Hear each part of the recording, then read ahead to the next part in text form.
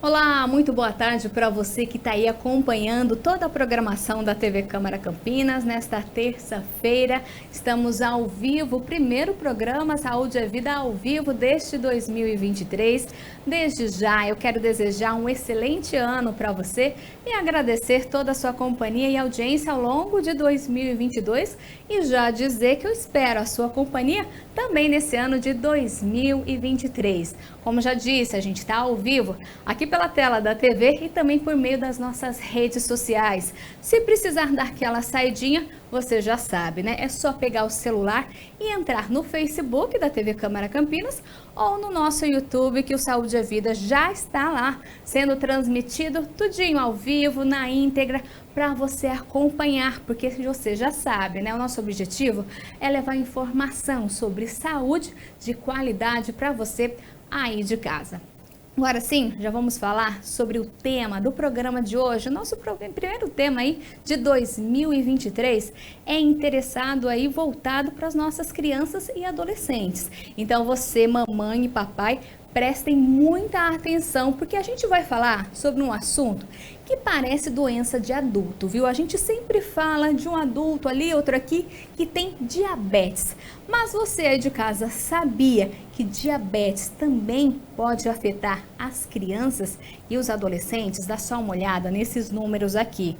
Essa doença está presente na vida de 95,5 mil crianças e adolescentes, segundo dados da Federação Internacional de Diabetes, né? E olha só, segundo esses mesmos dados, esses números não devem baixar aí a cada ano. Isso porque está aumentando o número de crianças e adolescentes obesos. Com isso, cada vez mais estão aparecendo jovens com diabetes. Então, para abordar essa doença, saber o que é, sintomas e tratamento, muito mais, olha só, o nosso primeiro convidado já está aqui na tela comigo, aceitou o nosso convite, o Dr. Fernando Valente. Ele que é médico endocrinologista e atua na Sociedade Brasileira de Endocrinologia e Metabologia Regional do Estado de São Paulo, parou todos os atendimentos para falar com a gente nessa tarde ao vivo. Doutor, então, antes de mais nada, eu quero agradecer a sua participação aqui no Saúde é Vida e já desejar aí um excelente ano para o senhor.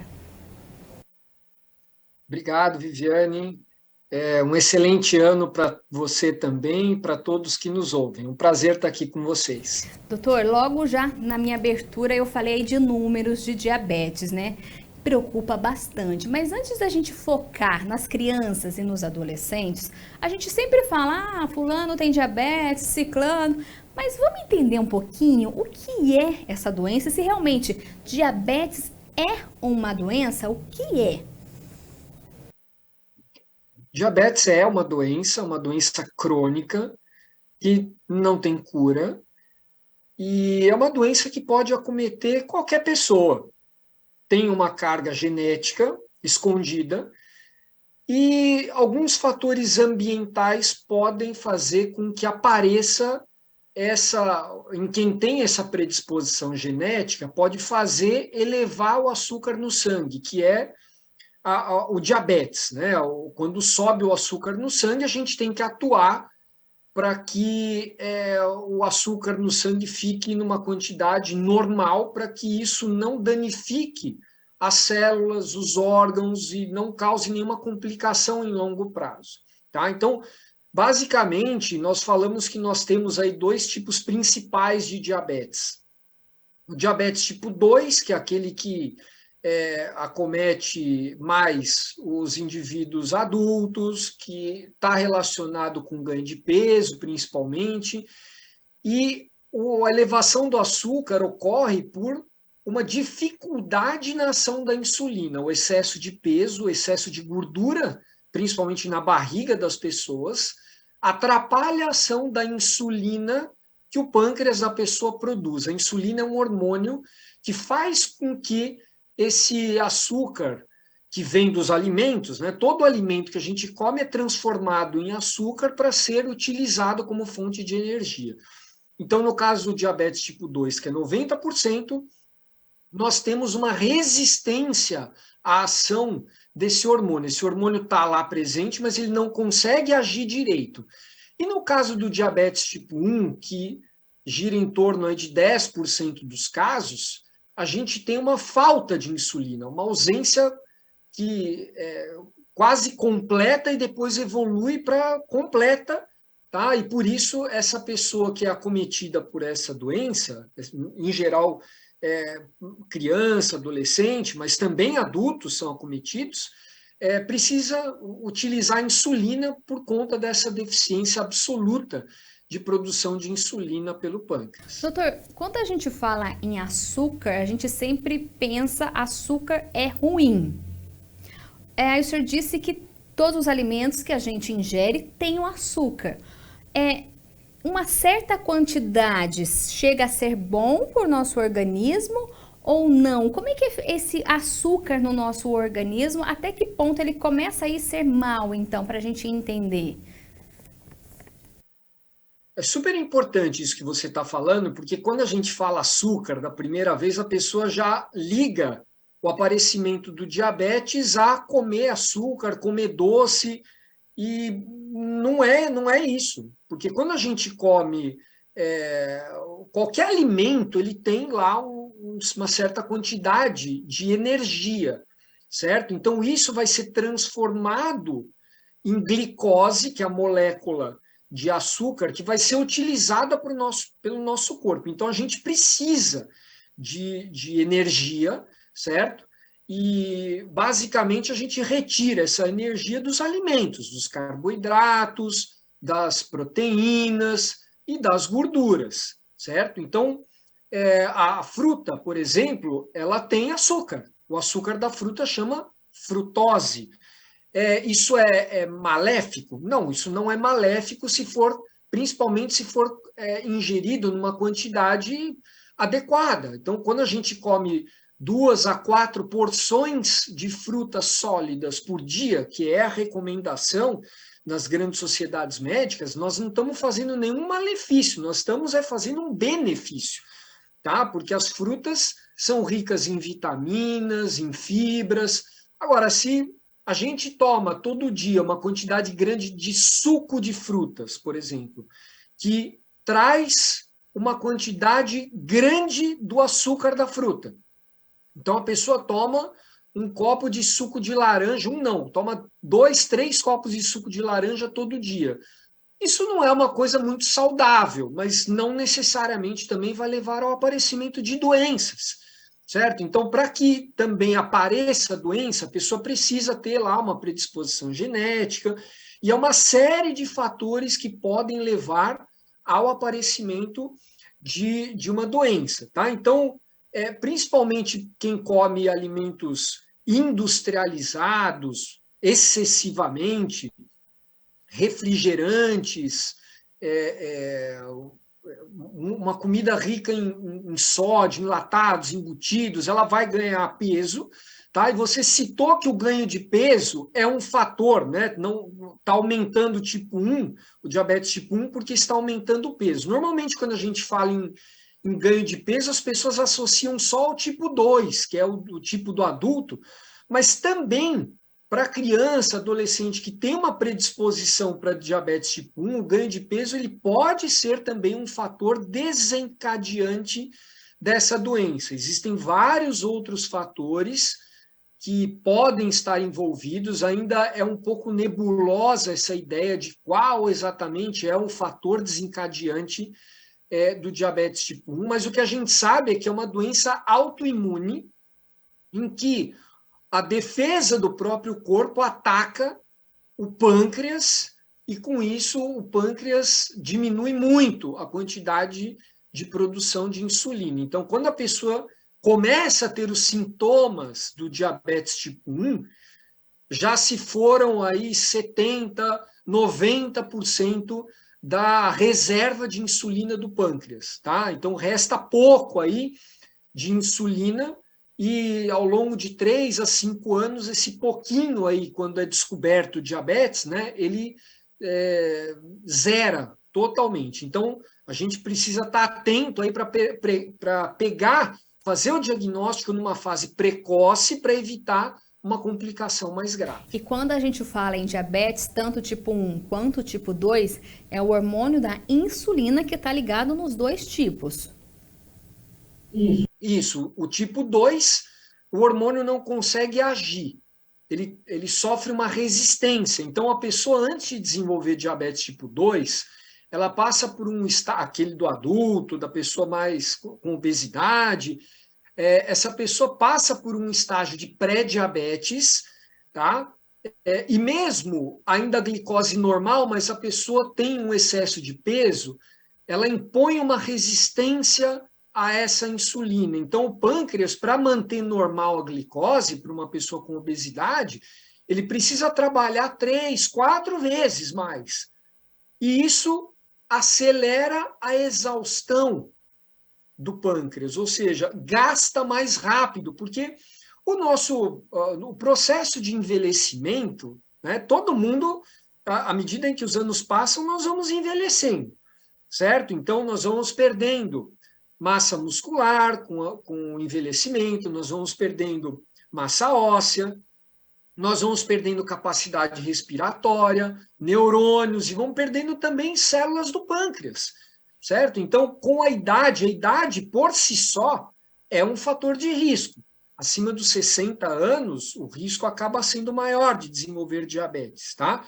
E é por isso que a gente recomenda que toda pessoa que tenha 45 anos ou mais, independentemente do peso, de sintoma, precisa fazer um exame laboratorial da medida do açúcar no sangue, que é essa glicemia que a gente chama, tá? Então, quando a pessoa tem excesso de peso, aí precisa antes dos 45 anos, precisa fazer já a partir dos 10 anos, se a pessoa tem excesso de peso e tem mais algum fator de risco, pressão alta, triglicérides alto, colesterol, a gordura no sangue, né? Ou é sedentário, não faz exercício, ou fuma, ou tem uma história familiar de diabetes, ou já teve um infarto, ou teve diabetes na gestação, ou tem o pai ou a mãe que tem diabetes. Então, todas essas pessoas precisam fazer exames regulares, porque o diabetes tipo 2, principalmente, é uma doença silenciosa. Então, ela vai dar algum sintoma quando a maior parte do pâncreas já não funciona mais. Tá? Então, quando a gente descobre, através de exames de sangue, que a pessoa tem diabetes tipo 2, 50% do pâncreas já não funciona mais. Só que a pessoa vai ter sintomas quando tem só 10, 20% ali do pâncreas. Então, o exame do laboratório ele tem essa função de identificar precocemente, porque a pessoa pode passar anos com diabetes tipo 2 sem saber que tem a doença. Aliás, tem uma estatística muito importante para falar aqui, Viviane, que é que para cada pessoa que tem diabetes e sabe que tem diabetes, tem uma que não sabe e tem, certo? E só vai descobrir se fizer o exame laboratorial. Tá? Agora, o diabetes tipo 1 não, é uma doença mais aguda, é uma doença em que a pessoa, já entrando aí nos sintomas, né? Em que a pessoa começa a sentir uma fraqueza intensa, começa a emagrecer, começa a sentir uma sede desproporcional, aí fazer xixi toda hora, acorda para fazer xixi várias vezes. Então, aí já tem muito pouca insulina no sangue quando aparecem esses sintomas. E é a do tipo 1 que as crianças e os adolescentes também têm mais em geral, doutor? Isso. O diabetes tipo 1, ele é uma doença autoimune. Na verdade, ele pode aparecer em qualquer idade, mas proporcionalmente a gente tem muito mais diabetes tipo 2 para o adulto, certo? O diabetes tipo 1, que aparece na idade adulta, ele fica ali diluído naquele montão de gente com diabetes tipo 2.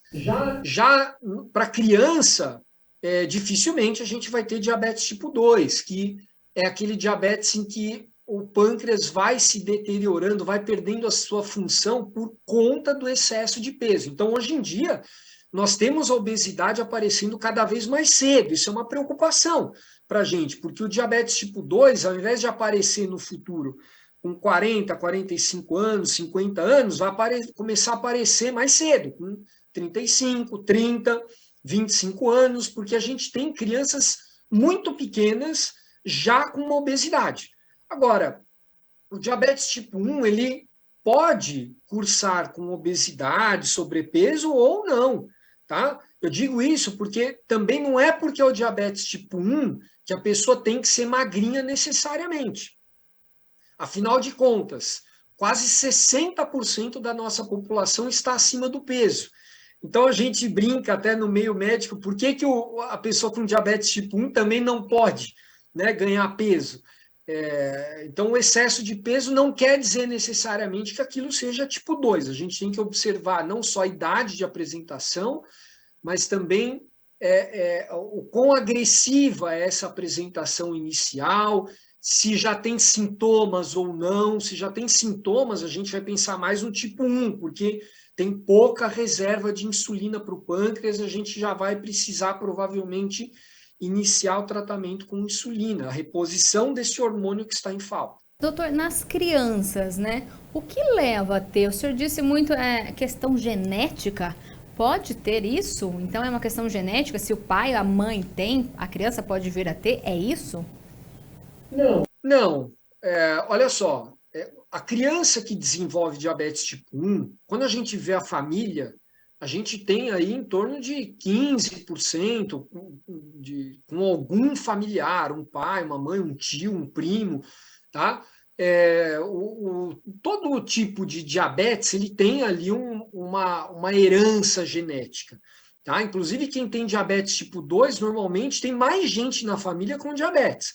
A questão é, a pessoa tem ali nas letrinhas do DNA, né, na genética dela, uma predisposição para desenvolver diabetes tipo 1, por exemplo, para fazer anticorpos, que são os nossos soldadinhos ali que nos defendem, né? Os anticorpos, eles, a partir de algum fator ambiental, pode deflagrar esse ataque autoimune dessa pessoa que tem essa predisposição genética. Ainda eu falei que não se sabe ainda muito bem, existem várias teorias, tá? Desde uma introdução muito precoce de alguns tipos de alimentos na dieta da criança, passando pela ausência da amamentação. O leite materno é protetor, certo? Ele diminui bastante a chance de desenvolver doenças autoimunes, tá?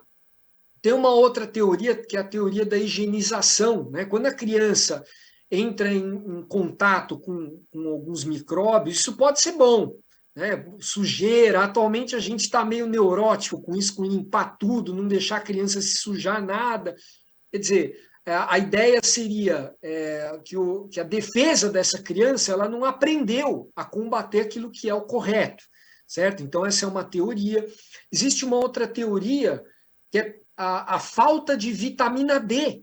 Poderia ser um fator também desencadeante. A vitamina D é produzida pela nossa pele a partir dos raios do sol, certo? E como as crianças, adolescentes e adultos, né, estão mais indoor, dentro de casa, dentro de ambientes fechados, vitamina D baixa poderia ser um fator também para esse erro de reconhecimento dos anticorpos, né, que passam a atacar as células do pâncreas. Tá? Alguns vírus também, rubéola congênita, Coxsackie vírus, alguns vírus também podem estar aí na base para desencadear diabetes tipo 1, tá? E mesmo, como a gente estava comentando, o excesso de peso e, por exemplo, a ingestão de açúcar também,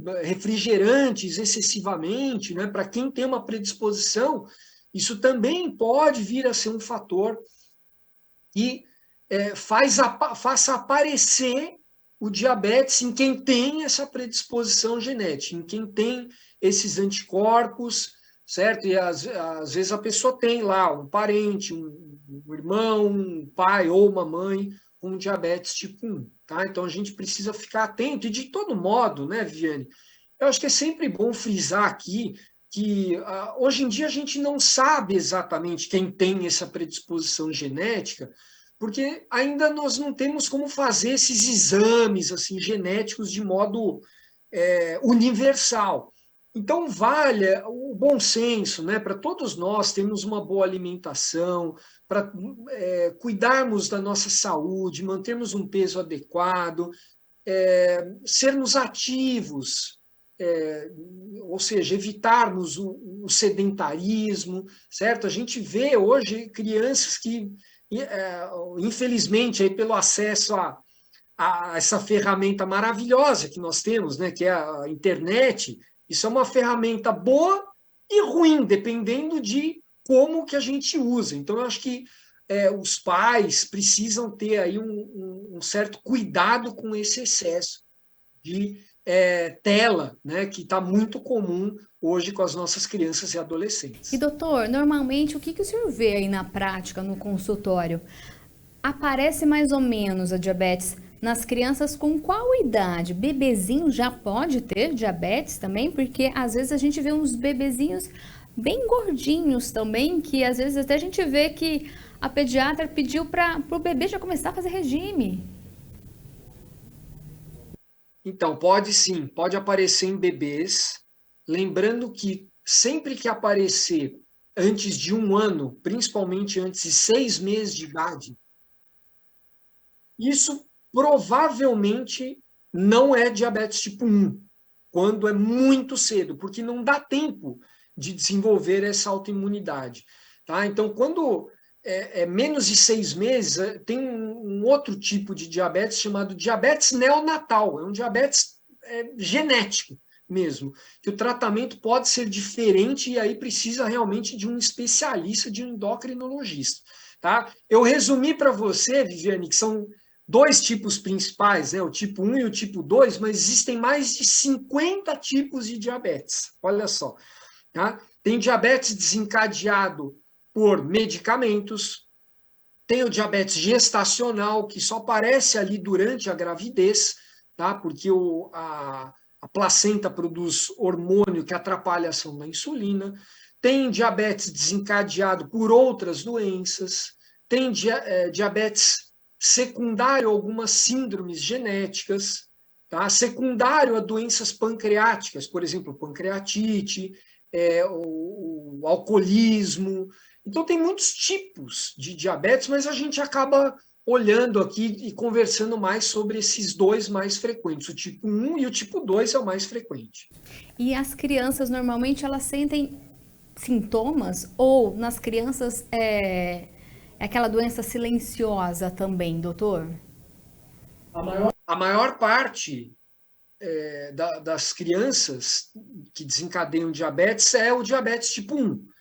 E aí o diabetes tipo 1 é uma doença que é agressiva, abre com sintomas, ela surge, a criança fica tendo esses sintomas que eu comentei, né?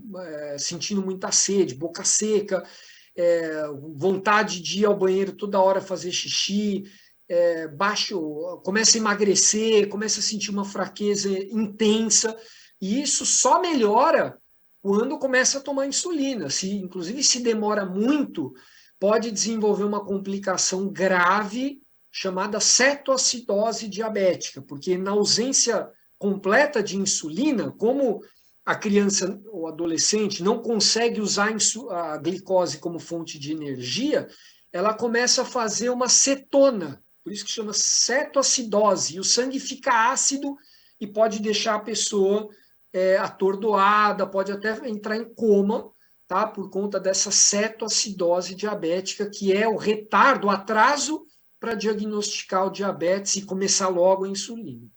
Pais, para a gente reforçar, doutor, o pai e a mãe da criança, o que eles têm que prestar atenção no comportamento, né? Porque às vezes o pequenininho ali não sabe dizer, né? O que está sentindo, o que está acontecendo, né? qual o comportamento que tem que prestar atenção e falar, opa, tem alguma coisa errada, e já procurar um médico, não ficar deixando para depois e depois, né? Isso é importante, porque essa evolução é em poucas semanas. Se a criança passa semanas com esses sintomas, sem fazer o diagnóstico, pode ter essa complicação, a cetoacidose. Então, um ponto importante é ouvir, né? Conversar com os filhos, né? Está se sentindo bem? Ou tá tendo algum problema? Não está se alimentando? Tá? A criança fica enjoada, pode vomitar, pode sentir náuseas, pode ficar um pouco atordoada, confusa, tá? E esses outros sintomas que eu também mencionei, né? Ou também a visão pode ficar embaçada, ou a criança fica mais caidinha, não tem vontade de nada, sente muita fraqueza. Então, são manifestações importantes, cada uma manifesta de um jeito, né? Eu acho que, fundamentalmente, é conversar com as crianças e ver se está tudo bem, né? Passar dias assim que não está bem, não sabe por quê, precisa levar ao pronto-socorro, ao pronto atendimento, né? Para passar por uma avaliação médica e fazer um exame. Inicialmente, pode ser feito aquela ponta de dedo, né, para ver quanto que está a glicose no sangue, embora o diagnóstico mais correto seja através do exame de sangue, né, colhido ali no braço, mas ele ajuda a ter uma ideia, né, essa ponta de dedo, para saber se de fato tem diabetes ou não. E doutor, é o exame de sangue, o exame de dedinho, esses que detectam se a criança tem ou não o diabetes. E imediatamente já tem que começar o tratamento? E como que funciona esse tratamento? Imediatamente, porque, como eu estava dizendo, é risco de vida, é risco de ter uma complicação que tem uma certa letalidade, que pode matar, certo? Então, o tratamento, ele é repondo aquele hormônio que falta, que é a insulina. Existem várias maneiras de fazer com que a insulina chegue para o nosso corpo, ou através de aplicações, de injeções, por exemplo, na barriga, na coxa, no braço, tá? No subcutâneo, uma agulhinha pequenininha, tá? Ou então através de uma bomba de insulina, uma bombinha, um aparelho que tem no seu reservatório a insulina, e essa bombinha ela fica uma pequena agulhinha ali inserida na pele, no subcutâneo, e vai liberando pequenas microdosagens de insulina ao longo do dia todo.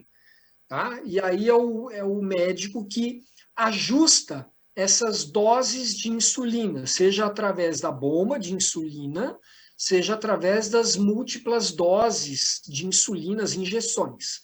Tá? Então, as injeções, normalmente, precisa aplicar aí 3, 4 vezes ao dia, porque vai precisar aplicar uma dose para cada grande refeição, pelo menos, e mais uma dose de insulina para durar o dia todo, tá? Para cobrir, por exemplo, a parte do dia em que a criança está dormindo, por exemplo, está sem ação ali da insulina que é aplicada para cobrir os alimentos. Então, dá um certo trabalho, sim, mas tudo na vida, né, Viviane?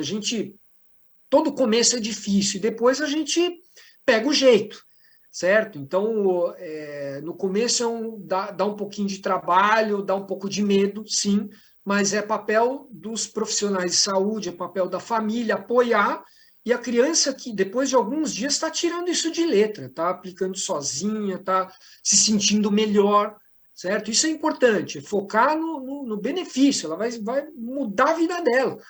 Queria deixar registrado aqui que há pouco mais de 100 anos atrás, nós não tínhamos o que fazer. A pessoa desenvolvia diabetes tipo 1 e morria em algumas semanas, a meses. Tá? Então, o primeiro tratamento que apareceu, que foi descoberto aí do diabetes, foi a insulina, em 1921, e aplicada no ser humano pela primeira vez em janeiro de 22. Quer dizer, são 101 anos, certo? Então, até lá, era uma sentença de morte. E hoje, nós temos aí o milagre da medicina, certo? A possibilidade de fazer com que essas pessoas levem uma vida muito próxima do normal. Não vou dizer que é normal, porque tem esse trabalhinho, mas se a pessoa coloca isso na cabeça, que precisa fazer isso, é uma vida normal. É uma vida em que ela não vai ter limitações para fazer nenhum tipo de ação. Se ela quiser correr uma maratona, ela pode. Se ela quiser comer uma sobremesa, um doce, ela pode. É claro, sempre ajustando devidamente a insulina.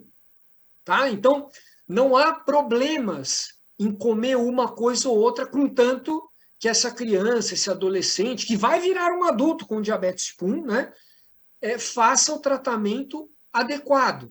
Tá? E para isso, precisa haver aceitação, precisa trabalhar em cima disso, tá? Porque não é nenhum pecado a pessoa com diabetes comer doce. Ela pode se programar para isso. Para nenhum de nós é bom ficar comendo demasiadamente alimentos ricos em gordura, processados e ultraprocessados em excesso, tá? Mas, de vez em quando, todos nós podemos. E quem tem diabetes tipo 1 também pode, mas não deve ficar comendo sempre, certo? Assim como nós não devemos ficar comendo sempre. Tá? Então, o que essa pessoa vai ter? Vai aprender a fazer ajustes nas doses de insulina com o apoio dos profissionais de saúde, tá? Do médico e, se possível, também de uma equipe multidisciplinar, né? Enfermeira, psicóloga apoiando, nutricionista, educador físico. Esse seria o mundo ideal. A gente sabe que nem sempre é possível ter tudo isso, né? Mas hoje em dia a internet, por exemplo, ela fornece uma oportunidade enorme para as pessoas aprenderem e complementarem a consulta, tá, com informações de fontes que são confiáveis. É importante dizer isso. Não é qualquer fonte. Então, nós temos grandes sociedades médicas confiáveis para extrair muitas informações relevantes e confiáveis. A Sociedade Brasileira de Endocrinologia e Metabologia, a SBEM, SBEM, tá? E a Sociedade Brasileira de Diabetes, a SBD. Então, colocando lá no Google, vocês vão achar isso e vão achar uma enormidade de informações importantes e confiáveis para complementar isso que eu estou dizendo e complementar as consultas, etc. Eu acho que é importante a pessoa ler. Eu não sou o tipo de médico que fica ofendido com a pessoa que estuda e vai tirar dúvidas, muito pelo contrário. Eu acho que quanto mais a pessoa sabe, está entusiasmada, melhor para ela, mais ela aprende na consulta médica e mais mais úteis são as informações ali, mais vão construir uma vida melhor. E, doutor Fernando, lembrando que o programa Saúde é Vida, a gente está ao vivo aqui pela tela da TV Câmara Campinas e também por meio das nossas redes sociais. Lembrar você de casa que a sua participação é sempre muito importante. Eu até vou pedir para colocar o nosso número de WhatsApp. Caso você tenha alguma dúvida, é só mandar para a gente. E, doutor, já está chegando aqui pergunta. Olha só, essa pergunta é do Rodrigo do bairro Cambuí, aqui de Campinas. Ele faz o seguinte questionamento para o senhor. O senhor chegou a falar de refrigerante, né? Aí ele pergunta, até mesmo os refrigerantes zero açúcar fazem mal? Olha, não vou dizer que é saudável, porque é industrializado. O melhor é o quê? É tomar água e comer uma fruta, certo? Esse é o melhor. Nem o suco de frutas. Ah, puxa, mas é natural. É sem açúcar, sim, mas tem a frutose, o açúcar da fruta lá, em quantidade exagerada e pode fazer um pico de glicose no sangue. Ah, então é melhor eu tomar o refrigerante zero porque é zero açúcar. Errado, tá? Porque o suco ele tem uma quantidade de açúcar, mas tem vitaminas, tem nutrientes saudáveis. O que é que tem num refrigerante? Nada de útil ali. Tem um tantinho de vitamina aqui nesse refrigerante X ou Y. Não se enganem, tá? Poder tomar refrigerante, vocês podem, não devem. Não devem tomar, olha só o que eu vou falar, não deve ser a bebida do dia a dia, tá? Uma coisa é você tomar no fim de semana, num churrasco, numa festa. Eu acho que não tem nada demais, não tem nenhum estudo que diga que tomar refrigerante de vez em quando é proibido. Não tem. Cabe a nós ter o bom senso de não ter essa bebida como bebida do dia a dia. Almoço, lanche, janta, refrigerante. Não, isso não é saudável. Tá? Muito pior é o refrigerante convencional, com açúcar. A gente sabe que ali é ruim. Tá? Para dar uma ideia para vocês, uma latinha de refrigerante ela pode conter o equivalente a 6, 7 colheres aí de açúcar. Tá? Então, quando vocês forem tomar um refrigerante desse, pensem na quantidade de açúcar, tá? que tem aí num refrigerante comum. Tá? Mas o refrigerante zero não tem açúcar. Sim, mas tem outras 20, 25 substâncias. Qual é o efeito em médio para longo prazo dessas várias substâncias? Não sabemos. Tá? Não sabemos. A nossa avó antes, quando criança, tomava um sorvete que tinha 3 substâncias. Hoje nós tomamos um que tem 20. Né? Então, mais uma vez, nós podemos comer de tudo, tá? Mas não devemos comer excesso no nosso dia a dia, todos os dias, excessivamente, almoço, jantar, alimentos focando principalmente em processados e ultraprocessados, que é, infelizmente, o que está acontecendo, Viviane. A gente tem uma expressão importante aí para deixar para as pessoas registradas. Descasque mais e desembale menos, certo? Essa é o mantra que deve ficar aí. Então, descasque mais, descasque frutas, legumes, desembale menos. Se é pacotinho, é industrializado. Então, não é que não pode, mas não deve ser o dia a dia ali de modo excessivo, em quantidade. Vocês entendem? Não estou querendo fazer nenhum terrorismo, é só alertando que muitas pessoas substituem os alimentos in natura por alimentos ultraprocessados. E quando a gente fala em refrigerante para criança, não, né? Melhor não. E aí eu acho que um papel importante é o papel dos pais. Eu tenho um filho de 11 anos. Meu filho nunca sentiu vontade de tomar refrigerante. Porque nem eu nem minha esposa tomamos. Nós tomamos água. Tá? Quando criança eu tomei refrigerante, mas à medida em que eu fui estudando, puxa, para quê que eu vou continuar tomando refrigerante? Então, a gente tem que ir aprendendo as informações e incorporando. No início não é fácil. Hoje eu tomo café sem açúcar. Tomava café com açúcar. Poxa, mas por que eu preciso colocar açúcar no café? Né? A gente está acostumado. O primeiro dia foi horrível, café sem açúcar. Depois de alguns dias, puxa, mas agora sim eu consigo sentir o sabor do café. Antes eu sentia o sabor do açúcar. Né? Então a gente não pode ter medo de mudar. A gente tem que estudar, tem que melhorar dia após dia e se esforçar para melhorar dentro do possível, né? Sem abrir mão de coisas deliciosas da vida. Né? Acho que faz parte tomar um sorvete, comer uma sobremesa doce, sim, tomar um refrigerante de vez em quando. Não estou falando que é proibido. O que eu quero frisar mais uma vez isso não deve ser a bebida do dia a dia em quantidade excessiva. E doutor, e adoçante que a gente usa aí para substituir o açúcar, resolve ou não? Também é outro veneno que a gente se engana. Essa é uma outra pergunta muito frequente. Assim, o adoçante, ele deve ser utilizado com cautela, a quantidade ligada a problemas, a câncer, é uma quantidade elevadíssima por dia, tá? Então, não é proibido usar adoçante, tá? Mas ele deveria, veja, ele deveria ser utilizado como no processo de transição da saída do alimento adocicado, do alimento com açúcar, tá? Deveria ser uma maneira, uma ferramenta para transicionar para não utilizar nem o açúcar nem os alimentos com adoçante. Por quê? Porque faltam estudos ainda em longo prazo aí de segurança, tá?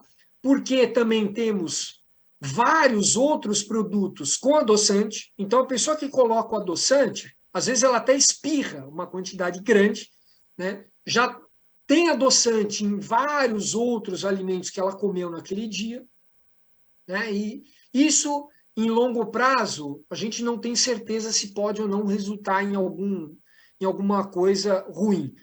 Então, acho que vale aqui o recado de sim, pode, a gente deve usar com cautela.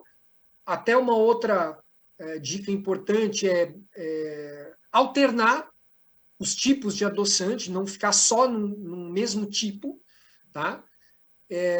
E tentar fazer um teste aí para ver se será que ele é realmente necessário, certo? E de vez em quando, sim, pode usar da mesma maneira que eu falei para os outros alimentos, né? Acho que tudo que não é excessivo e tão frequente não vai causar nenhum malefício importante.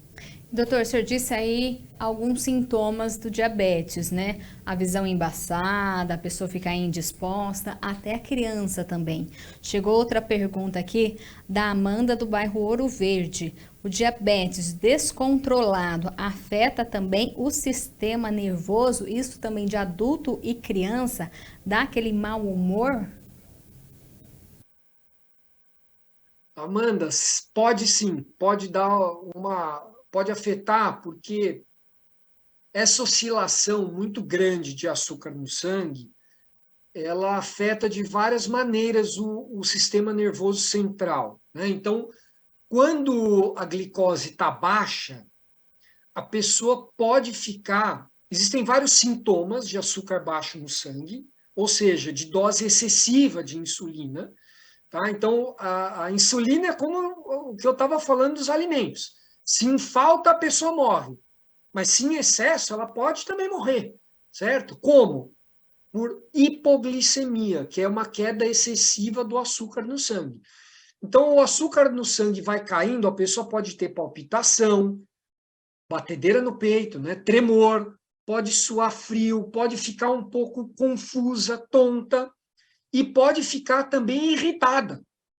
A irritação é uma possível manifestação do açúcar baixo no sangue. Agora, sobe demais, a pessoa também, com excesso de açúcar no sangue, pode ir um pouco mais ali de açúcar para o sistema nervoso central e a pessoa também ficar um pouco confusa.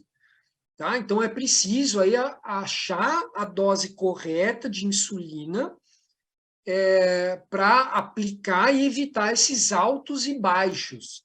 Tá? E essas doses de insulina, elas precisam ser sempre reavaliadas. Elas são dinâmicas. O diabetes é uma doença que precisa sempre ser ajustado, a dose precisa ser ajustada, porque a dose muda. Se a pessoa muda o peso, se ela passa a fazer exercício ou deixa de fazer exercício, se ela passa um estresse muito grande, se muda de modo significativo a alimentação dessa pessoa, se ela passa a dormir menos ou dormir mais. Então, existem vários fatores que podem exigir um pouco mais ou um pouco menos de insulina, e por isso que precisa, idealmente, a cada 3 a 4 meses, fazer uma visita para o endocrinologista. Se o diabetes estiver super bem controlado, isso eventualmente poderia até ser estendido um pouquinho mais, né? Mas o mais correto é a cada 3 meses fazer um exame de sangue chamado hemoglobina glicada, que é a média do açúcar no sangue nos últimos 3 meses.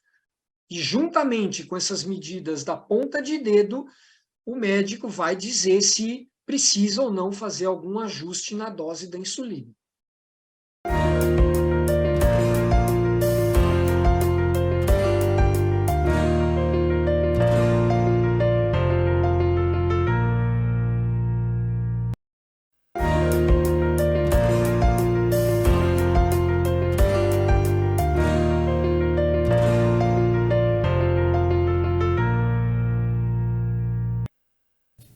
Saúde é Vida de volta aqui pela tela da TV Câmara Campinas. Lembrando que a gente está falando hoje sobre diabetes, né? A gente fala, a gente pensa, quando escuta falar sobre essa doença, que só adulto tem, né? Mas ao longo do nosso programa a gente está vendo que muita criança e adolescente acaba desenvolvendo essa doença. Nosso entrevistado de hoje, olha só, conexão restabelecida aqui. Você de casa já sabe, o programa ao vivo é assim mesmo. A gente teve um pequeno probleminha no áudio, mas agora o doutor Fernando Valente, que é médico endocrinologista, já está me ouvindo, doutor. No bloco anterior a gente estava falando, né, que tanto menina quanto menino pode desenvolver a diabetes aí de maneira igual, né, até quando entram na puberdade, é isso, né? Exato. Os dois, quer dizer, diabetes não poupa ninguém, né? Qualquer um de nós pode ser acometido. Doutor, o senhor já até disse numa resposta anterior que a criança desenvolveu diabetes. Isso ela vai levar para o resto da vida? Eu lembro que lá no início, acho que na sua primeira resposta, diabetes, infelizmente, não tem cura? Isso, apesar das várias propostas na internet, né, sempre tem um engraçadinho que coloca, olha, venham aqui para o meu site, a cura do diabetes. Não existe cura. A gente não fala em cura, a gente fala, usa um termo que é remissão, que é quando a glicose ela volta para os níveis normais, mas a pessoa não deixa de ter diabetes. Está nos níveis considerados normais porque ela está fazendo o tratamento, certo? Então, isso acontece, mas nem por isso aquela pessoa deixou de ter diabetes. Então, o diabetes continua sendo uma doença que ainda não tem cura. As pesquisas estão evoluindo nesse sentido, mas infelizmente nós não podemos falar na palavra cura, não podemos iludir as pessoas em relação a isso. O tratamento tem se aperfeiçoado muito, cada vez melhor, as insulinas cada vez mais modernas. Nós temos insulinas hoje em dia cujo risco de hipoglicemia é menor comparadas às insulinas que nós tínhamos antigamente. Então, são insulinas mais seguras, em que a gente tem algum conforto em relação ao horário, certo? A gente consegue ajustar a vida daquela pessoa. Então, o tratamento está evoluindo bastante. Hoje, até mesmo na forma de monitorização. Começou-se, antigamente, primeiro não tinha como medir, depois passou-se a medir através da glicose na urina, certo? Tinha que colocar uma fitinha na urina para saber, tentar adivinhar, tentar mais ou menos imaginar o quanto estaria a glicose. Depois nós tivemos o aparecimento da fitinha, da glicose medida ali na ponta do dedo. Foi um grande avanço. E hoje em dia nós temos até a possibilidade, embora seja de um custo elevado, mas a pessoa coloca um sensor nas costas do braço e baixa um aplicativo no celular e escaneia o sensor e aparece no celular o quanto está o açúcar no sangue, o açúcar no líquido entre as células, né, que a gente chama de líquido intersticial, tá? Que tem uma correlação com a glicose no sangue. Então, é possível medir e ter uma ideia de como está o açúcar no sangue, mesmo sem se furar, hoje em dia. Tá? Tamanha a evolução. É claro que toda modernidade tem o seu custo, né? E a gente precisa achar ali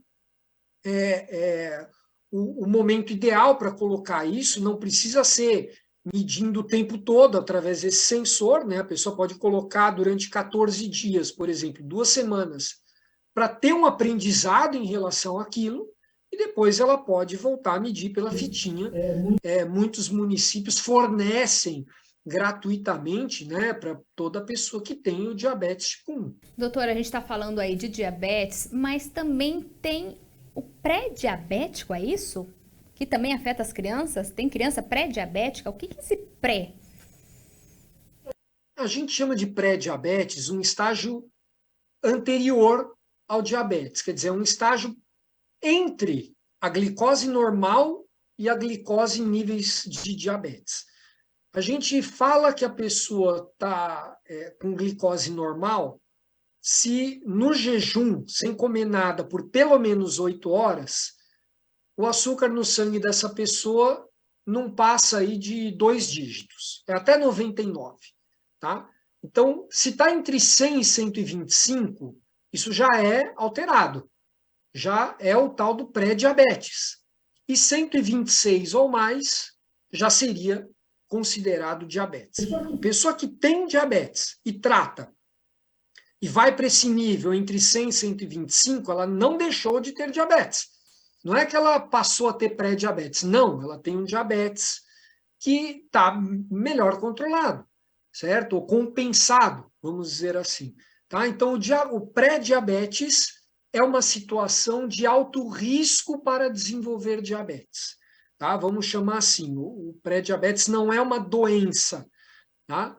É uma condição intermediária entre o normal e o diabetes, em que a pessoa tem um risco aumentado para desenvolver diabetes. E por isso, essa pessoa deve ficar atenta, deve mudar os seus hábitos de vida e deve monitorizar a glicose para não evoluir para a condição de diabetes. Doutor, mais uma pergunta chegou aqui pra gente. Já vou encerrar rapidinho para o senhor aqui. Sei que já tomei mais do que o seu tempo, mas olha só. Essa aqui é pergunta do Leandro, no centro aqui de Campinas. Formigação nos pés, tipo uma queimação. É diabetes alta? Ô, Leandro, excelente. Obrigado pela pergunta, que você me deu a oportunidade de falar sobre as complicações crônicas do diabetes. Eu comentei aqui das manifestações agudas, aqueles sintomas de urinar muito, beber muita água e tal. Mas, vejam só, toda pessoa com diabetes tipo 2, desde o diagnóstico, e toda pessoa com diabetes tipo 1, depois de 5 anos de doença, precisa anualmente passar por exames de triagem para a identificação de complicações crônicas em alguns órgãos. Complicações nos olhos, complicações nos rins, complicações nos pés, por exemplo, formigamento. Tá? O diabetes aumenta o risco também de infarto em longo prazo, né? De derrame, certo? De várias complicações, porque esse açúcar alto no sangue ele chega a vários órgãos, certo? Então, o formigamento nos pés não necessariamente pode ser açúcar alto naquele minuto, e sim uma condição de açúcar descompensado cronicamente, certo? Isso pode realmente aparecer ali um formigamento nos pés, a perda de sensibilidade. Às vezes a pessoa está com o pé aparentemente normal, olha para o pé, não tem ferida nenhuma, mas perdeu a sensibilidade. Pode ser que pise numa pedrinha descalço e não sinta. Isso é um perigo, porque essa pessoa vai fazer uma feridinha na sola do pé, não vai sentir, essa feridinha pode infectar, e essa infecção pode espalhar, e de repente a pessoa, quando nota, pode até eventualmente ter que amputar uma perna, se identificar muito tardiamente. Então, para isso que devem ser essas avaliações anuais, pelo menos, aí com o endocrinologista, ou com o clínico, se é o clínico que faz o segmento, né?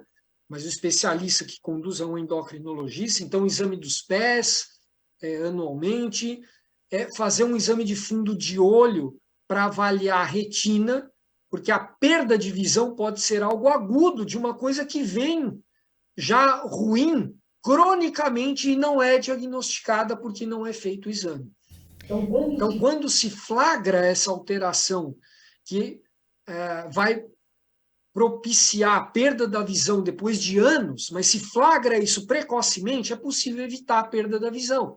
Né? Para isso, consultar o seu oftalmologista também para fazer um exame de fundo de olho, fazer um exame pelo menos uma vez por ano para ver como está o rim, tanto o exame de sangue, medindo a creatinina, quanto o exame de urina, para medir se perde proteína na urina, que a gente chama de albumina. Então, são exames para ver se o rim não está ruim, certo? Afinal de contas, o diabetes também é uma grande causa de evolução para diálise.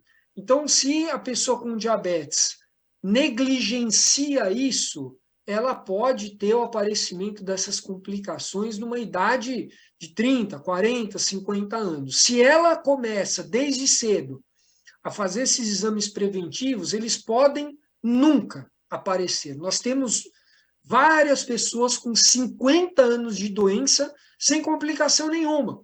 Por quê? Fizeram os testes precocemente, fizeram o tratamento de modo adequado desde cedo. Então, acho que esse é o recado importante aí que deve ficar. O diabetes é uma doença crônica, não tem cura, mas que bom, tem tratamento. Nós temos formas evoluídas de identificar, e principalmente num estágio precoce, as complicações, e com isso ter uma excelente qualidade de vida. Doutor, como o senhor disse, né, é uma doença crônica, precisa ter cuidado, né, ter todo esse acompanhamento. E quando a gente fala em diabetes, que já foi diagnosticado em crianças e até adolescentes, o pai e a mãe acabam assustando, né? Então, para a gente encerrar a sua participação aqui no Saúde e Vida, eu queria que o senhor deixasse um recado para a mãe e para o pai que estão assistindo a gente nesse momento e que, de repente, agora acabou de receber esse diagnóstico, né? O filho ou a filha foi diagnosticado com diabetes. Não é o fim do mundo, dá para ter uma vida normal, a criança vai crescer normalmente, vai poder aproveitar, estudar, correr, fazer tudo normalmente. Viviane, excelente colocação. Eu acho que vale frisar aqui que, primeiro, todo o início é difícil, é um choque mesmo para a família, principalmente porque a gente sabe que é uma doença crônica que não tem cura por enquanto. Mas é na dificuldade que, quando se oferece o apoio correto, a gente cresce, certo? Então, é uma oportunidade enorme para amadurecimento, para evolução.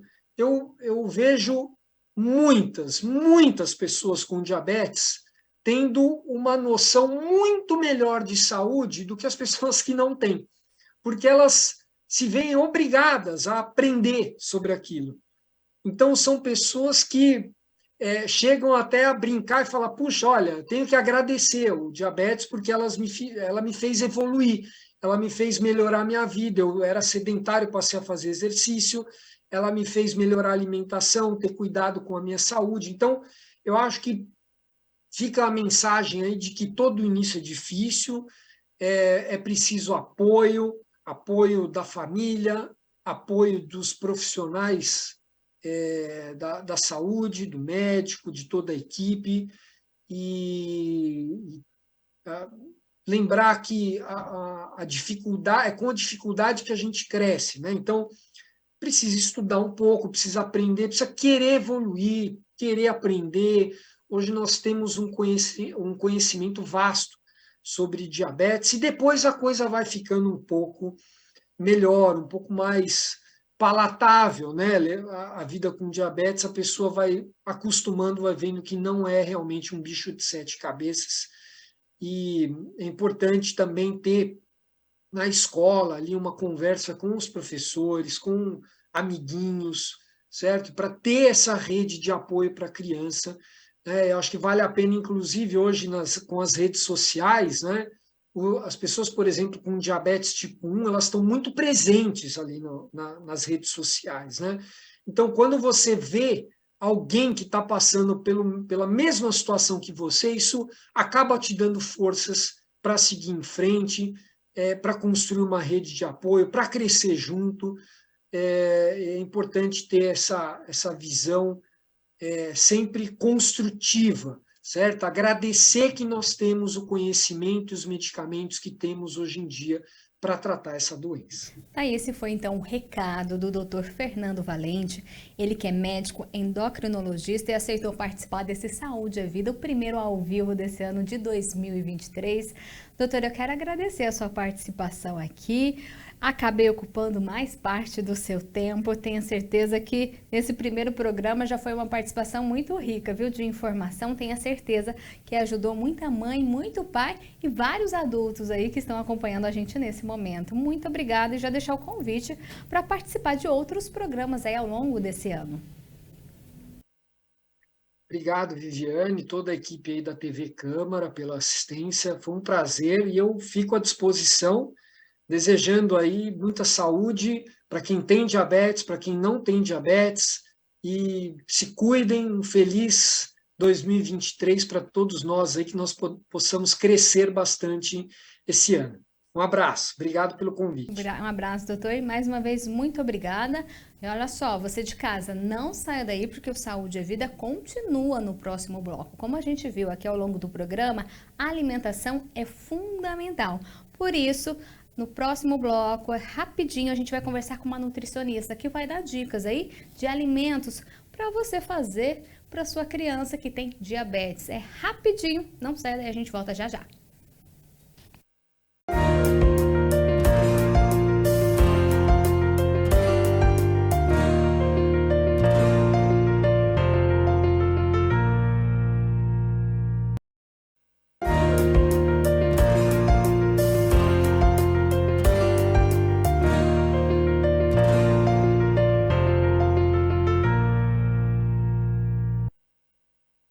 Saúde é Vida de volta aqui pela tela da TV Câmara Campinas. Eu quero agradecer mais uma vez a sua companhia e audiência. Esse é o primeiro Saúde é Vida ao vivo de 2023 e já quero pedir a sua companhia ao longo desse ano e lembrar que a sua participação é sempre muito importante aqui no Saúde é Vida e também nos demais programas que a gente tem aqui ao longo da nossa programação. Já vou pedir para o pessoal colocar o número do nosso WhatsApp aí. Faz o seguinte, pega o seu celular, já deve estar aí na sua mão, né? Com certeza.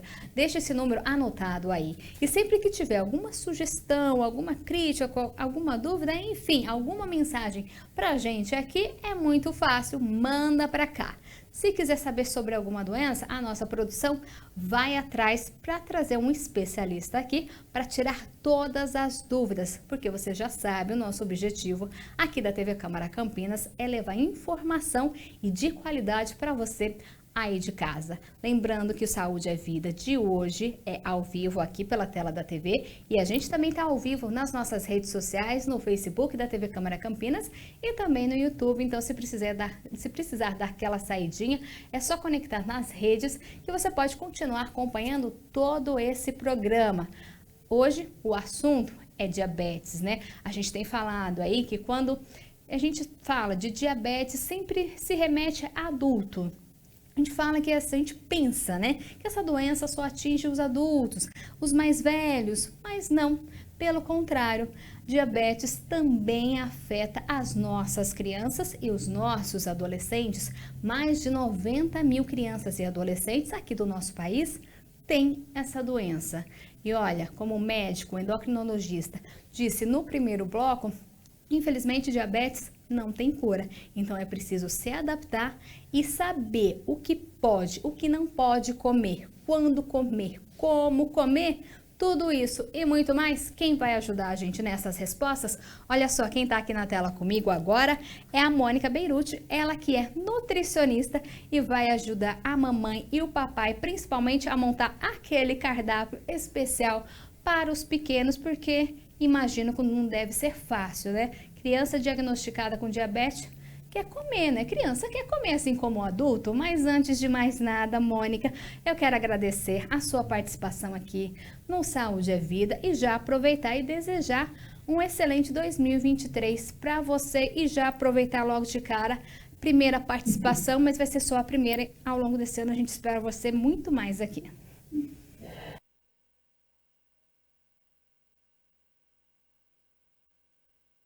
que está nos assistindo, né? E realmente a alimentação da criança diabética é um grande desafio. Porque não é só ensinar a criança a comer, é importante tratar também a ansiedade dos pais, né? Que os pais que têm filhos portadores do diabetes, que é normalmente o diabetes tipo 1, que é aquele diabetes, como o endocrinologista já falou, que depende da insulina, gera muita ansiedade. E isso reflete diretamente na criança. Então, como fazer essa criança se alimentar de forma correta? É importante que os pais tenham uma alimentação correta, né? As crianças vão aprender com exemplo, né? Não adianta Perguntar falar. isso. A alimentação é importante já para todo mundo, né? Independentemente se essa pessoa, criança, adolescente, é diagnosticado ou não com diabetes, né? A alimentação que a gente tem que colocar na cabeça tem que ser uma alimentação saudável, né? A gente vive aí numa correria. Essa mania de fast food, de pegar o aplicativo no celular e pedir aquela comida fácil. A gente tem que parar com isso. Tá na hora de se conscientizar. Sim, com certeza. A alimentação tem que ser equilibrada para todas as pessoas, sejam elas portadoras ou não de alguma patologia. Tá? Então, o exemplo vem dos pais. Os pais têm que se alimentar de forma correta. Se essa alimentação já não é exemplo, então os pais também têm que acompanhar os filhos e aprenderem a se alimentar de forma correta. O que você tem visto na prática? Papai e mamãe têm sido exemplo? Não. Não. Grande maioria tem hábitos equivocados, sejam eles porque desde pequeno também não aprenderam de forma correta, ou porque na correria do dia a dia acabaram desaprendendo, né? Porque a gente também desaprende. Seguindo as mídias sociais com muita informação errada, ou porque querem emagrecer, também começam a adquirir hábitos errados, e assim é passado de pai para filho, né? Só que aí, quando a gente conversa sobre o diabetes tipo 1, isso não pode acontecer. É muito importante que essa criança tenha uma alimentação equilibrada, né, associada com a insulina, que o endocrinologista vai passar para essa criança, para que ela possa manter o quê? Os níveis de glicose de uma forma mais simples. O açúcar no sangue, ele não pode nem cair muito, hipoglicemia, e nem ficar muito alto, hiperglicemia. Tem que estar sempre controlado. Né? Então, a alimentação vai ser ajustada a essa insulina, e essa insulina é a alimentação dessa criança, que vai estar sempre sendo medida pelos pais. Vamos colocar um exemplo de um cardápio, vamos colocar em formas práticas. Essa criança vai ter muita restrição? Ela não vai ter restrição de tipos de alimento, com exceção ao açúcar, ao mel, que tem que ser muito restritivos realmente. Vamos falar de alimentos fáceis, acesso simples. Leite, com um pouquinho de café, um café da manhã. Uma fruta, um pão com fibra, ou um pouco de aveia, um iogurte, uma comidinha gostosa. Ela não vai deixar de comer o pão, ela não vai deixar de comer a fruta, ela vai comer de tudo nas quantidades para ela, né? Quando eu falo para ela, cada caso é um caso, cada criança ou adolescente é um ser único e o cardápio dele é feito para ele, as quantidades para ele. No lanche da manhã, é bom não ficar muitas horas sem se alimentar. Pode comer uma fatia de queijo, pode tomar um iogurte, pode comer uma fruta com um pouquinho de aveia. Aí, na hora do almoço, a gente tem uma combinação, a gente fala que é a nossa combinação brasileira, né? Que é o arroz e feijão, que é um prato muito bom, muito equilibrado em termos proteicos. O feijão é um alimento rico em fibras, tá? Então é muito bom oferecer o feijão com arroz para a criança. Ah, mas meu filho vai comer arroz, ele tem diabetes? Não tem problema, ele não vai comer um prato de arroz.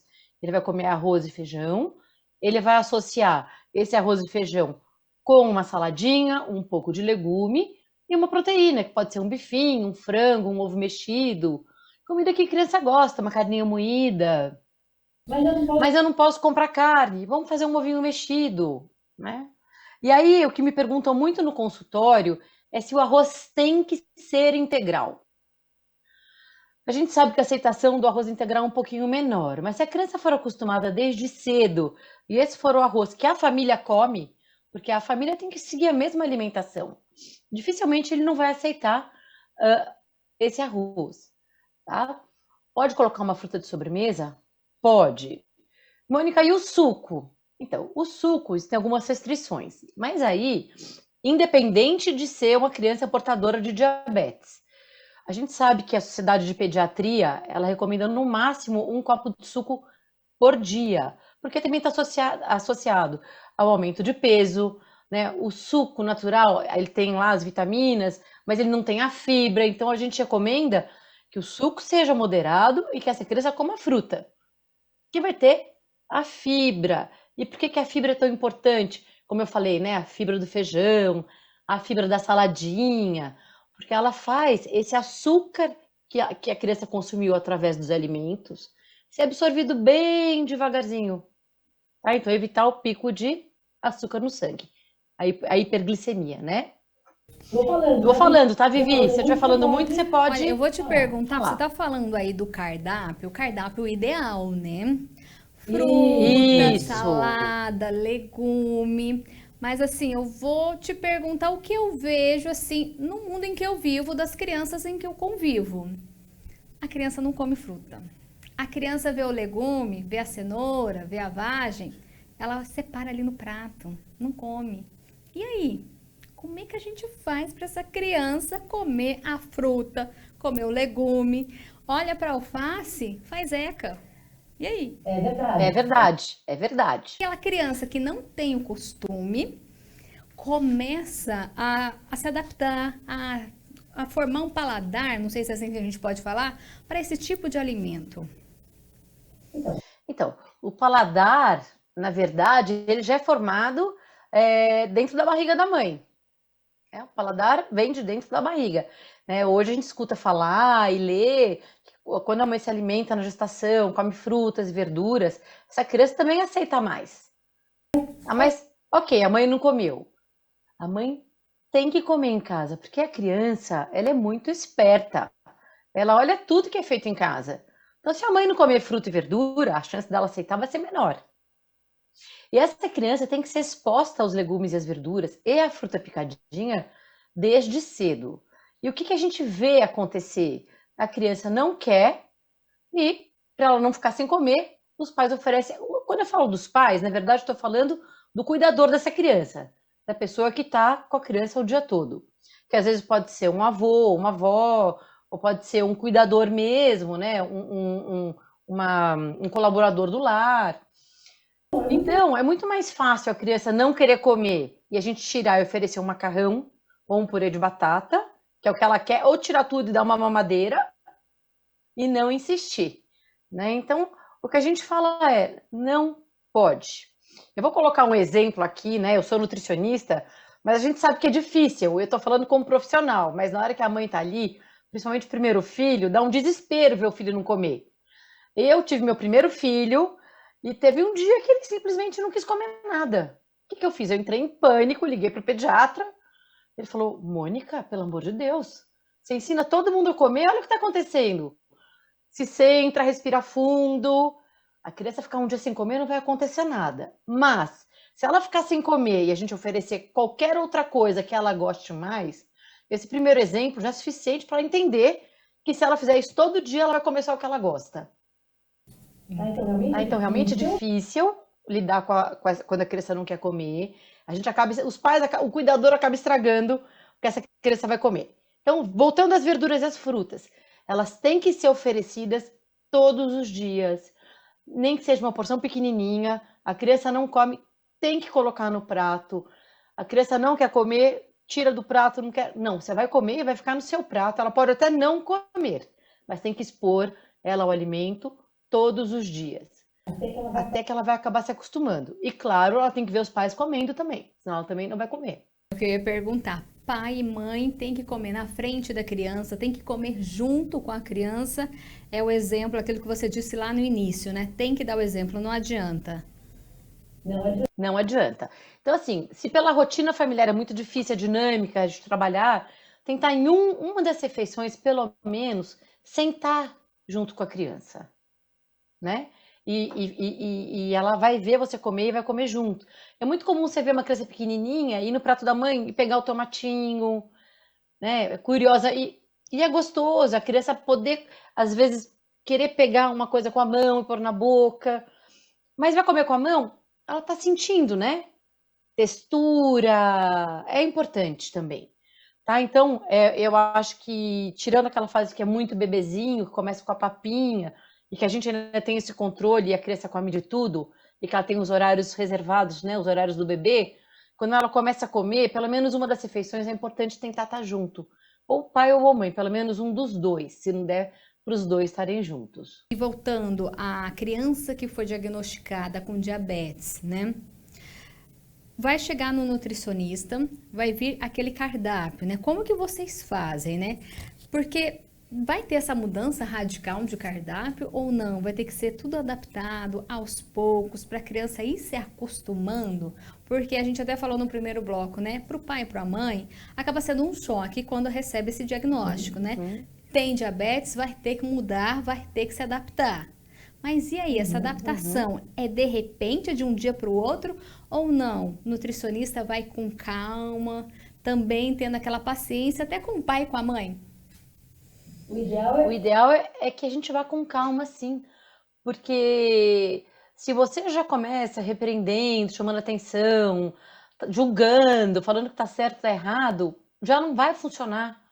Tá? Então, assim, tem que ter aquela história da empatia. A criança tem que entender, você tem que conversar, você tem que tentar, dentro do que a criança gosta, ajustar o que é possível e não só o que é certo e o que seria o ideal.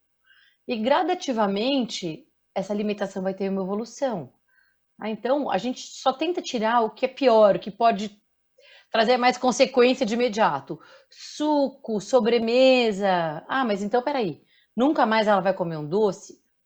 Então, aí, esse ajuste é feito de acordo com a insulina que essa criança toma. Mas aí é uma coisa mais complicada. Mas não é zero. É possível, sim, colocar um pouquinho. Mas vamos falar de dia a dia. Meu filho não come feijão, ele não gosta. Mas ele come lentilha, mas ele come ervilha. E vamos ajustando. Não, não come fibra. Então, vamos pegar ali um farelinho de aveia e misturar no arroz, ou misturar amassar com uma banana. Normalmente a criança gosta de banana amassada, com um pouquinho de farelo, que seria uma aveia. E tentando, então, buscar dentro do que a criança já aceita, o que é possível. E essa é a função do nutricionista. Tratar com a alimentação, sem impor, mas agregando, né? Eu falo que a gente tem que pegar a família e a criança e dançar juntos uma valsa, todos juntos. Criança. Né? Pode Fala falar. em criança, não tem como, né? Criança gosta de chocolate, criança gosta de biscoito, de salgadinho. E aí, como é que é feita essa adaptação? Como é que faz para ele entender que aquele alimento vai fazer mal em excesso, para ele que estava acostumado a comer ali? Então, é muito difícil, porque é difícil, ele até pode entender, mas ele não vai querer fazer. Porque para criança, você fala, olha, sua glicemia vai subir, ela vai falar, e daí que minha glicemia vai subir? O que vai acontecer? Ah, vai trazer problema quando você ficar... Não existe isso, é muito difícil. Então, assim, precisa de um trabalho de conscientização que é gradativo, é muito uma coisa, não muda da noite para o dia, não muda. Existe rejeição? Existe rejeição.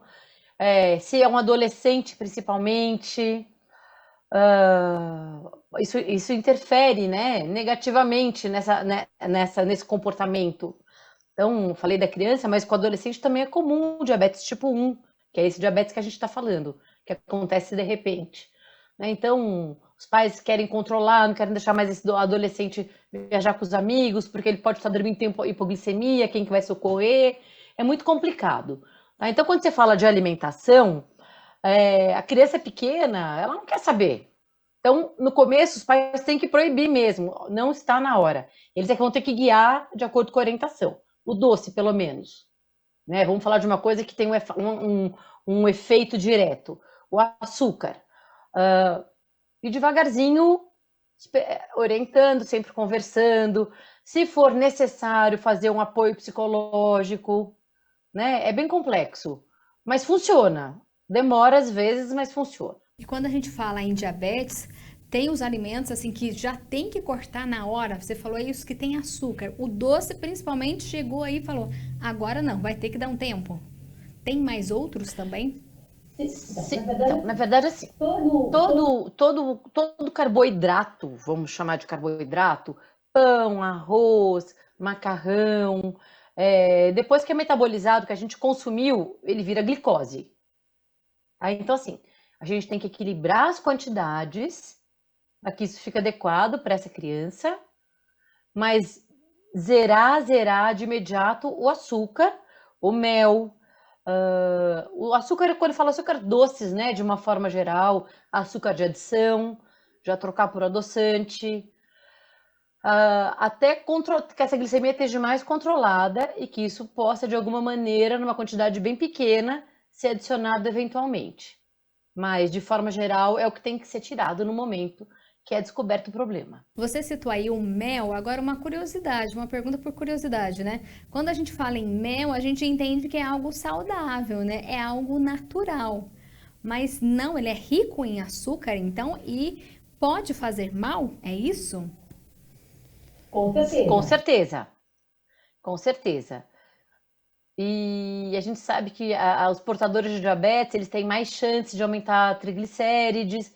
O mel é um alimento que eleva triglicérides. Então, a gente controla todos esses alimentos. Voltando a falar em carboidrato, pesquisando sobre o tema na internet, eu vi lá que tem gente que faz a contagem de carboidrato. É isso que fala? Isso. Então, é uma forma de controlar, por exemplo, o consumo de açúcar. Se a criança comer um brigadeiro. Então, assim, ela é treinada a contar os carboidratos. Então, eu vou te dar um exemplo aqui. Por exemplo, um pão francês. Um pão francês tem 28 gramas de carboidrato.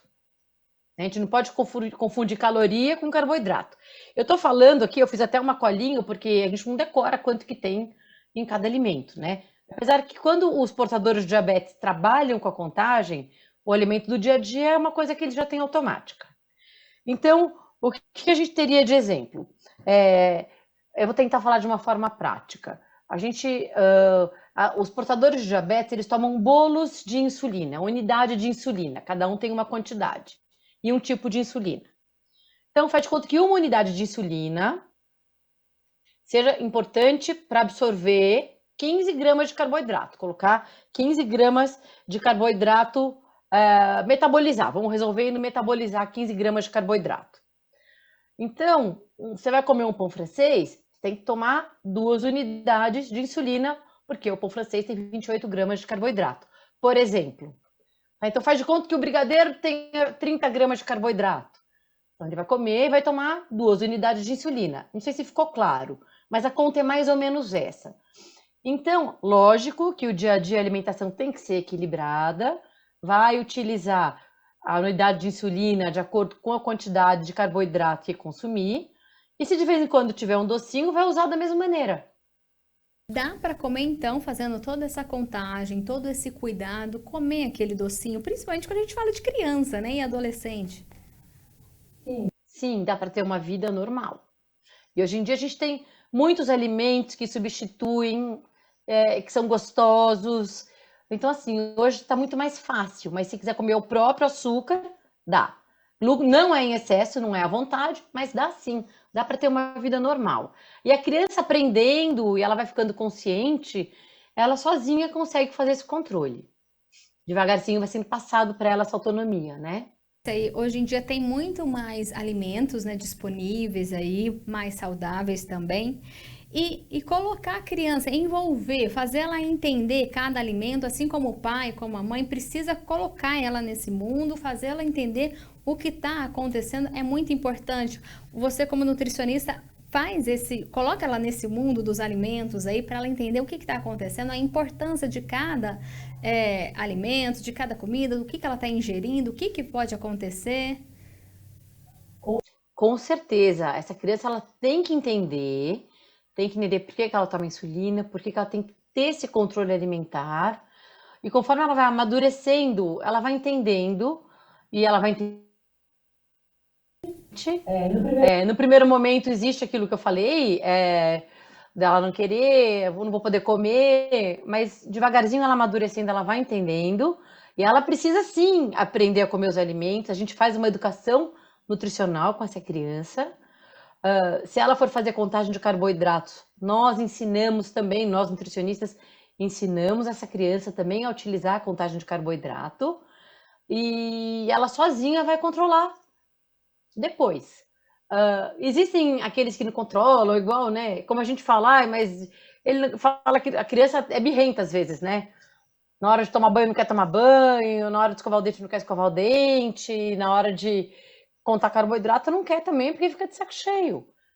Mas é necessário. Mas ela tomando consciência devagarzinho, ela consegue sim. Quando a gente fala em alimentação, o que a gente vê também muito na internet são adaptações dos pratos, né? Aqueles pratos decorativos, né?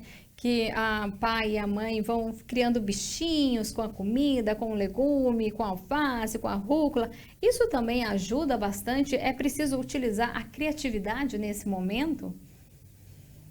Para as crianças pequenas, principalmente, eu acho que ajuda sim, mas tem que ser uma coisa natural, né? Não pode ser uma coisa que gere algum estresse na criança. E não, mas também não pode ser a única forma, porque às vezes os pais não têm tempo de fazer isso. Então, assim, o ideal é que você consiga oferecer para essa criança uma alimentação equilibrada, o trivial do dia a dia, não precisa ser nada especial, não precisa ser nada que tenha um custo elevado, tá?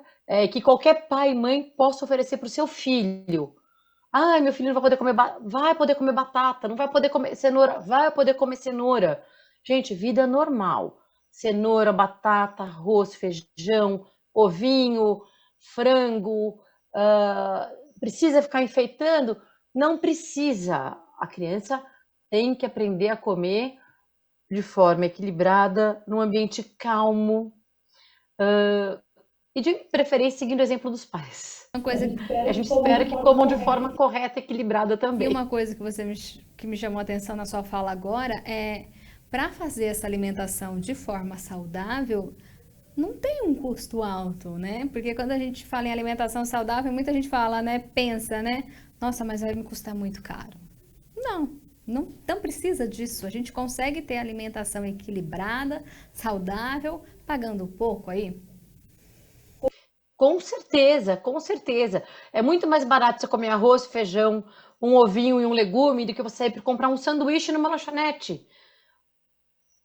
Sai muito mais barato. Só que você, como consequência, tem mais nutriente, tem mais equilíbrio e, como resultado, melhor controle da glicemia da criança. A gente falou muito aí na correria dos pais no dia a dia.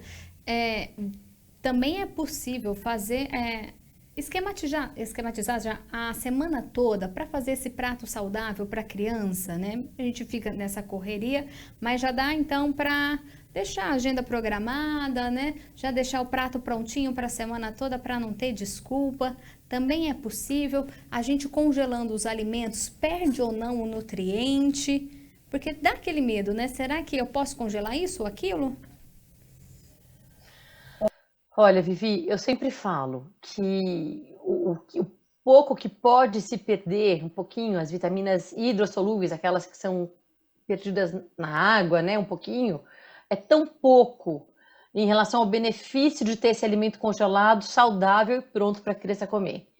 Então, eu acho sim que os pais podem se programar, e isso nós também fazemos, a gente orienta os pais como fazer isso. Então, pega um domingo, faz o arroz, faz o feijão, deixa as porções separadinhas, faz o legume nem precisa, né? Porque o legume é 2 minutos no vapor, fica pronto. Faz o pré-preparo das carnes, tira de manhã quando sai para trabalhar, chega na hora do almoço, a comida está pronta. Daí para a semana inteira, não perde, não tem desculpa, é uma questão de organização.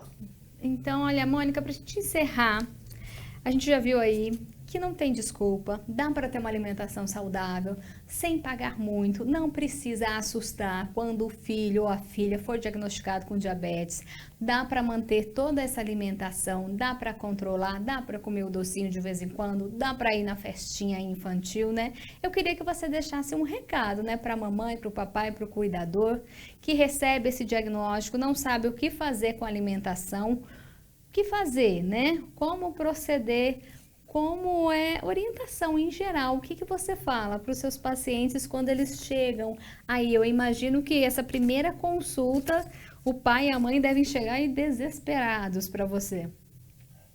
Sim, porque o diabetes é uma doença que preocupa, né? Não tem cura, preocupa e precisa ser tratada todos os dias. Então, o meu recado é, apesar da preocupação, porque uma vez nosso filho doente, a gente se preocupa muito, tem como controlar, deve ser feito em família, trazer a criança com amor, com carinho, tentando só não julgar ou só criticar se ela não fizer o controle dela certinho, porque também não é fácil. Existem profissionais habilitados para orientar a família e dá para ter um controle bom, seguro, sem traumatizar essa criança, uma vez que vai ser para a vida inteira, né? Então é importante ensinar ela que ela pode fazer de tudo com moderação. E como você disse, né? Alimentação saudável eu preciso levar para a vida toda, então. Para a vida toda. Começa de pequenininho, e todo mundo. Né? E começa de pequeno. Desde pequenininho. De pequeno. Começa dentro da barriga da mãe. Tá aí então o recado da Mônica Beirute, ela é nutricionista, aceitou participar desse Saúde à Vida, o primeiro aí ao vivo de 2023. Mônica, muito obrigada, viu, por falar com a gente, dar essas dicas aí para a mamãe e para o papai também, que foram aí pegos, né, com essa notícia que o filho tem diabetes. Obrigada por ajudar a gente nesse momento. Vivi, muito obrigada pelo convite, eu estou à disposição. A gente vai te chamar de novo, pode ter certeza. Obrigada. A você de casa também, muito obrigada pela companhia e audiência. O Saúde e Vida fica por aqui, mas lembrando que você pode rever tudo que foi falado nessa tarde no YouTube ou no Facebook da TV Câmara Campinas, que o programa está lá disponível na íntegra. Lembrando que a sua participação também é sempre muito importante. Deixa anotado o nosso WhatsApp, se tiver alguma dúvida, é só mandar para cá que a nossa produção vai atrás de um especialista para tirar todas as tuas dúvidas. A gente se vê ao longo da nossa programação. Então, mais uma vez, obrigada por acompanhar a gente nessa tarde de terça-feira. Um bom fim de tarde, uma boa noite para você. Tchau!